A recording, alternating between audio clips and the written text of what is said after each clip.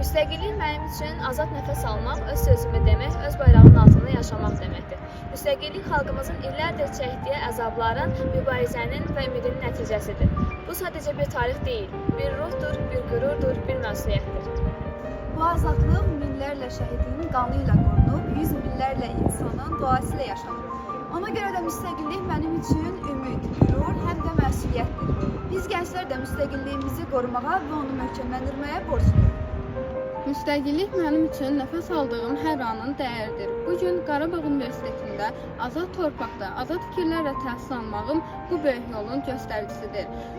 Müstəqillik şəhidlərin qanı ilə yazılmış müqəddəs haqqımızdır. Bu haqqı qorumaq və yaşatmaq hər birimizin borcudur.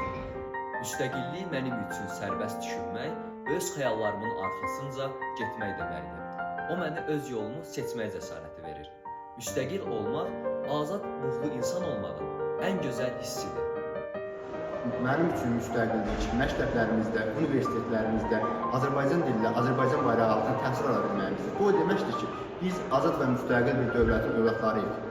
Müstəqillik bir insanın və ya dövlətin başqasından asılı olmadan sərbəst qərar verməsidir. O, azadlıq və öz taleyini müəyyən etmək haqqını ifadə edir. Müstəqilliyimiz daim var olsun.